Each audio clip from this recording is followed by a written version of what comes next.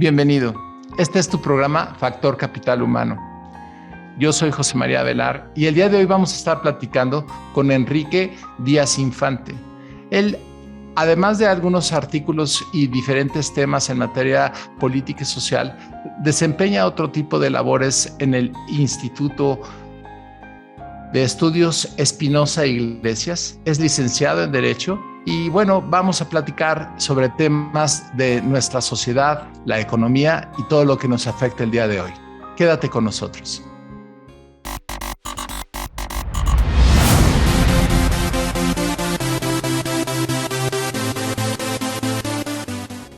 Bienvenido. Este es tu programa Factor Capital Humano. Yo soy José María Velar y el día de hoy está con nosotros Enrique Díaz Infante. Enrique es maestro, licenciado en Derecho, director del sector social, financiero, seguridad social del Centro de Estudios Espinosa Iglesias. Y bueno, Enrique nos ha acompañado ya en algunas otras ocasiones para platicar de temas económicos, sociales que caen y aquejan lamentablemente nuestro país.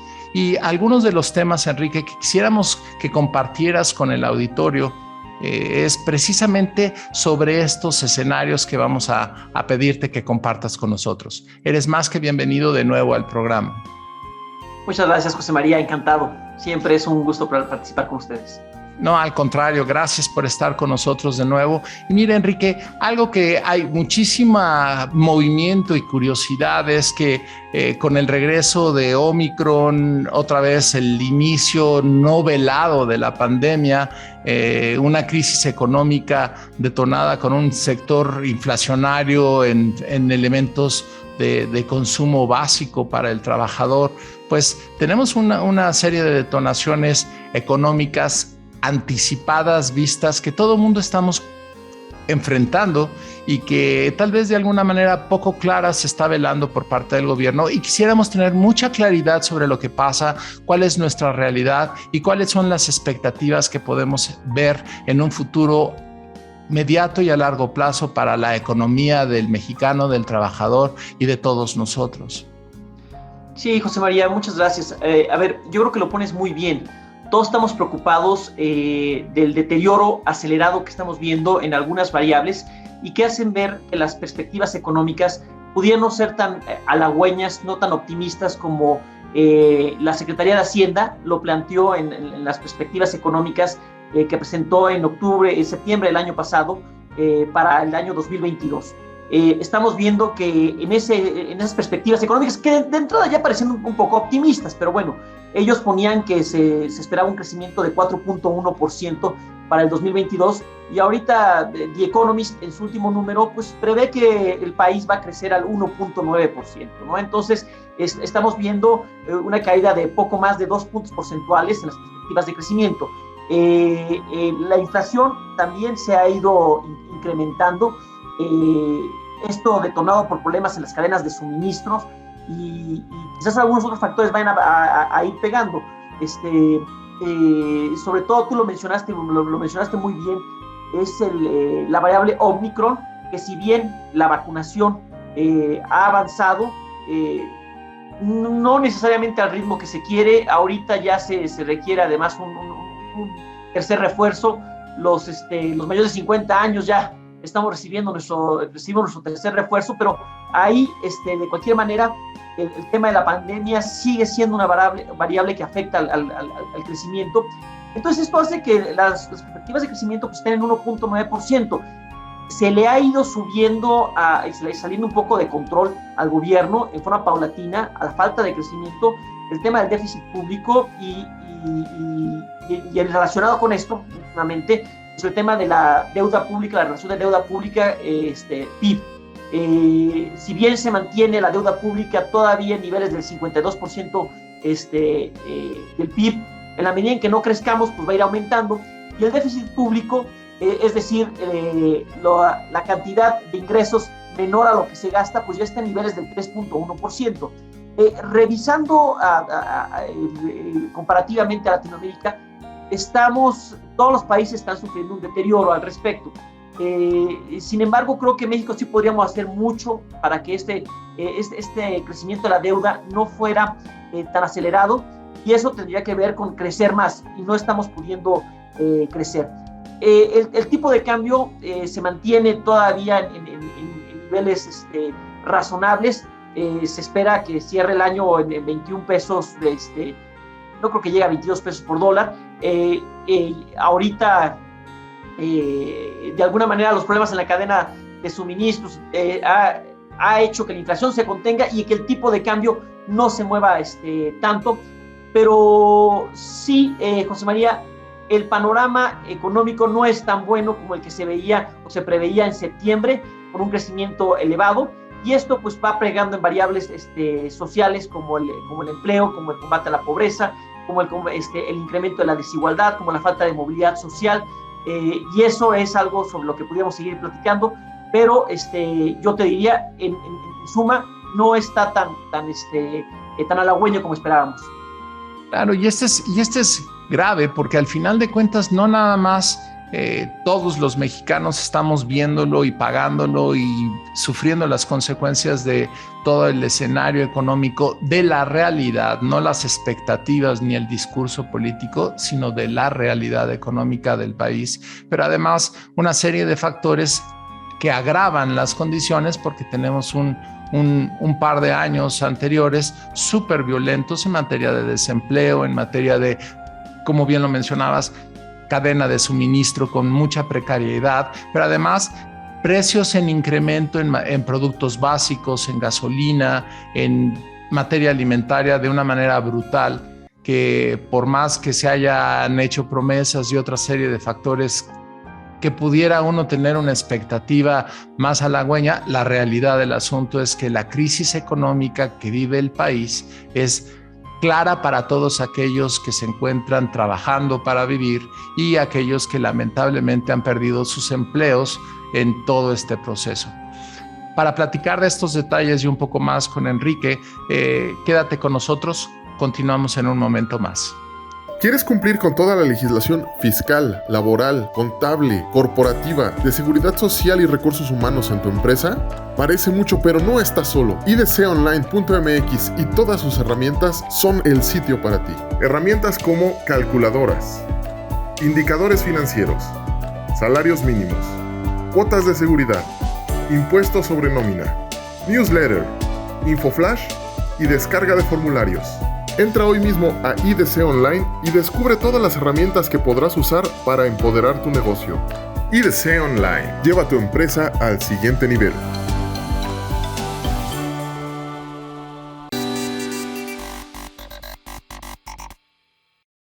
Bienvenido. Este es tu programa Factor Capital Humano y estamos platicando de los aspectos económicos y sociales que aquejan a todo el mexicano hoy día, enfrentándonos ante una crisis económica, social de diferentes naturalezas, para poderla entender en nuestra realidad, en todo aquello que vivimos. Y cuéntanos, Enrique, platicabas hace un momento pues de los factores reales que han afectado y que nos presentan la situación en la que hoy día vivimos.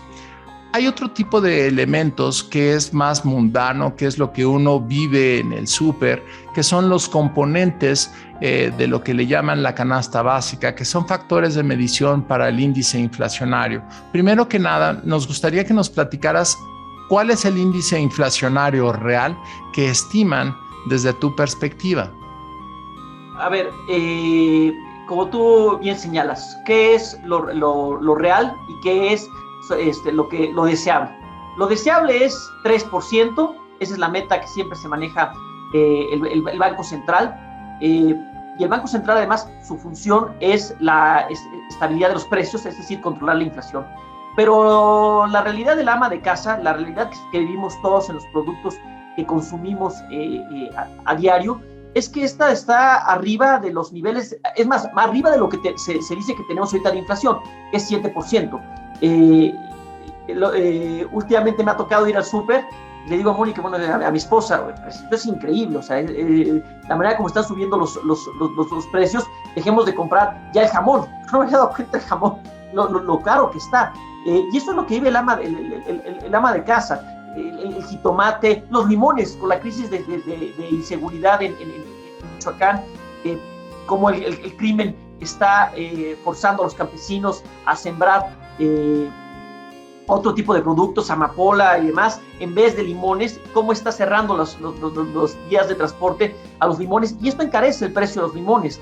Entonces ahorita un día me llegó un meme, cambio mi casa en las lomas por un costal de limones, ¿no? Bueno, haciendo burla. Entonces esa es la realidad inflacionaria que vive el ama de casa en los productos que consume a diario, y cómo se va incrementando la inflación y cómo el poder adquisitivo va disminuyendo. Esto además considerando el desempleo, la precarización del empleo, y aunque ha habido recuperación del empleo, ha sido de menor calidad, informal, con menos ingresos. Entonces, mayor inflación y empleo más precario. Si me permites, Enrique, preguntar nada más para refrasear un par de cosas de las que acabas de mencionar. Si bien es cierto, la precariedad del empleo se puede entender en empleos con características de deficiencia, no es necesariamente a lo que te refieres. Específicamente, ¿a qué te refieres con que el empleo sea más precario de las condiciones previas? Que no haya seguridad social, que esté la gente en la informalidad, o que tenga ingresos menores a los que tenía. Todo eso es la condición que ha marcado la recuperación. Entonces, si bien en el momento más álgido de la pandemia, o el impacto que fue marzo, abril de 2020, se llegaron a perder 11 millones de empleos, 1.4 de estos en la formalidad, el resto en la informalidad. Esos empleos se han ido recuperando, pero ya los que se han ido recuperando han sido de menor calidad. Entonces ya no son con seguridad social, o son con menos ingreso, o tiene el trabajador agarrar 2 empleos para tratar de acercarse un poco a lo que tenía de ingreso. Entonces sí estamos viendo un deterioro en esto, y va a tener impactos en el largo plazo en las pensiones, evidentemente. Es gente que ya deja de cotizar, pierde semanas de cotización ante el Seguro Social, y eso va a afectar a su pensión, a su Afore, lo que van aportando a la misma. Entonces, a todo eso me refiero con la precarización. No nada más en menor sueldo, sino en menor calidad, más en la informalidad, y con impactos en la seguridad social. Y en la salud, también gente, como te digo, la informalidad pues significa no estar inscrito en el IMSS, y si caes en enfermedad, no poder tener la seguridad social por parte del Instituto Mexicano del Seguro Social. Claro, y uno de los elementos que podemos notar, como bien dices, es los pocos empleos que se han venido creando, en lo cual se echan bombos y fanfarrias porque llegamos a más números. La realidad es que el nivel de salario que tienen, como bien describes, es muy inferior al que existía con anterioridad. Entonces, un trabajador calificado que ya tenía ciertas certificaciones y que tenía en la escala laboral un ingreso más alto, hoy día entran como trabajadores generales por la necesidad de poder trabajar en un esquema formal. Claro. Y por obra determinada y demás. O sea, la verdad es que no son empleos muy estables. Entonces, claro. ¿Y qué más podemos ver, Enrique, en estos entornos, no nada más de naturaleza económica, pero qué está enfrentando la sociedad ante una pandemia extendida, a pesar de que dicen que no existe y que no hace daño y que nadie se enferma? El nivel de mortalidad sigue apareciendo, no todos están vacunados, los esfuerzos no son suficientes para cubrir a toda la población. ¿Y cuáles son las consecuencias de todo este marco que estás describiendo ahorita?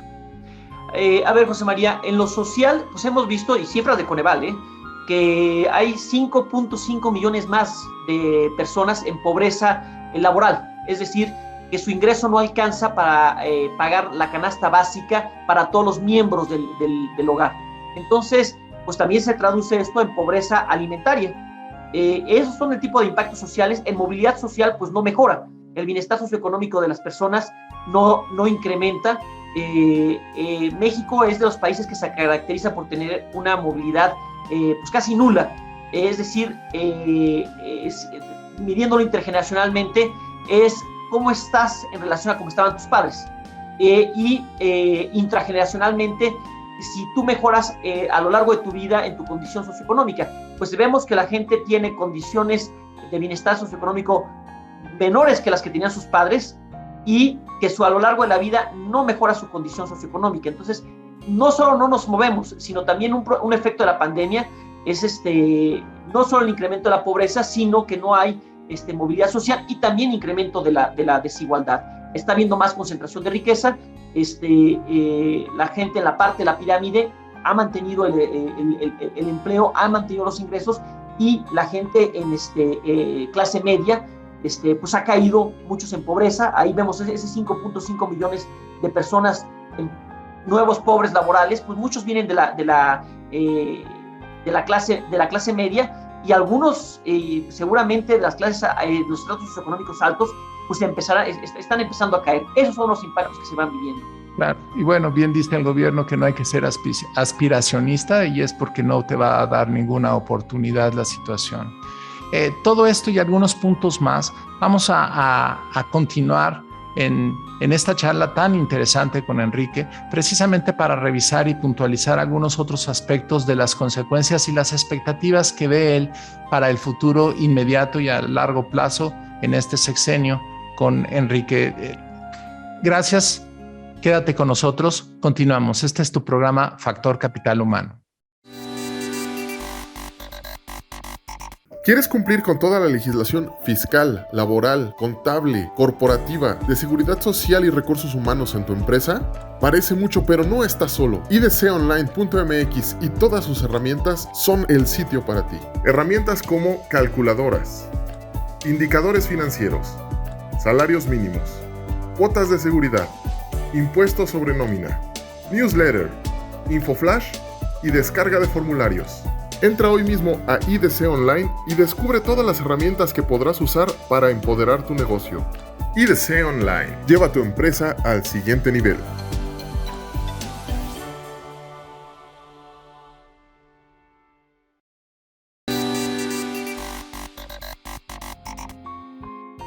Bienvenido. Este es tu programa Factor Capital Humano. Soy José María Avelar y estamos platicando precisamente con una de las mentes más brillantes que tiene México en materia de investigación, en materia de entendimiento de lo que está sucediendo en el entorno económico y social de México. Y bueno, hemos estado platicando algunos de los aspectos relevantes que vivimos los mexicanos, que se reflejan en las cifras estadísticas, pero que tienen una naturaleza muy diferente de lo que se dice, qué es lo que está pasando, que todo va bien y que no pasa nada, cuando las cifras y nuestras realidades son muy diferentes. Enrique, me gustaría que platicaras con nuestro auditorio y con un servidor, que compartieras algunos otros aspectos de lo que podemos ver en un mediano plazo para el término de este año en materia económica y social.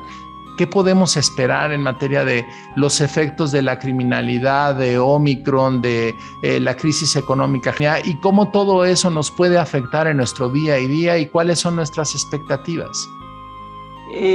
Mira, José María, yo construiría mi respuesta a partir de tres ejes, ¿no? Crecimiento, democracia, e inversión, y el primero ligado al crecimiento con la inversión, ¿no? Yo veo que la democracia, y curiosamente, no sé cuántos comparten mi punto de vista, pero se puede ver fortalecida por esto de la casa gris. El escándalo del hijo del presidente con la compra de su casa en Houston puede abrir un espacio para que la Suprema Corte de Justicia se sienta con el valor suficiente como para empezar a ejercer un Estado de Derecho y ser un contrapeso del poder. El INE, que ha actuado muy bien Lorenzo Córdoba, Ciro Murayama, y que estamos, pero que termina en 2023, quizás también se sientan fortalecidos y reafirmen en su mandato de servir a la democracia. Y a los mercados les gusta la democracia, les gusta la prudencia que imprime la democracia. Entonces, eso yo creo que me siento optimista al respecto. No me siento, quizás también la oposición, que ha estado perdida, ausente completamente, empiece a sacar la cabeza y a hacer que esto funcione como una verdadera democracia y se detenga el deterioro. Siento que el tema también de la Casa Gris, con todo el escándalo de corrupción que destapó, le ha quitado la agenda al presidente, y esto puede también frenar la destrucción institucional. Ya ha dicho en alguna mañanera que ya no van a hacer cambios en los órganos reguladores. Entonces, todo esto puede ser positivo para ir recomponiendo la democracia. Muy bien. Ahora, en tornos de la cotidianidad de las familias, ¿cuáles son las expectativas que desde tu punto de vista encuentras en materia de estabilidad en el empleo, nuevas oportunidades o crecimientos salariales y bueno, al final de cuentas, costo de vida? Híjole, a ver, yo creo una cosa, hemos estado hablando de lo macro y me estás moviendo lo micro. Y en lo micro, yo creo que las familias han sufrido mucho el desempleo de algún miembro del hogar, el que sustenta el hogar y que pierde el empleo, y esta precarización también se va sufriendo, ¿no? Y como decíamos, ¿en qué se traduce esa precarización? En informalidad, que se traduce, o que significa también pérdida del IMSS. Si caes en las familias cuando un miembro tiene una enfermedad, tiene que operarse, pues ya no tiene acceso al IMSS, y eso es por la informalidad en la que están pasando, ¿no? Entonces, yo creo que las familias se han endeudado mucho. Hemos vivido durante estos 3 años del sexenio, y sobre todo durante la pandemia, un incremento de los niveles de endeudamiento de los hogares, y por la falta de inclusión financiera y de la penetración del sistema financiero. Mucho de este endeudamiento ha sido en la informalidad, con agiotistas, rompehuesos. Entonces han sido créditos malos, caros, de corto plazo, y que afecta también a la salud económica de las familias. Entonces sí creo que las familias salen endeudadas, están saliendo sin salud, sin acceso a la salud y con malos empleos. A mí me preocupa mucho en lo micro cómo se está afectando esto, y cómo en lo macro se traduce en menor movilidad social y mayor desigualdad. Bien.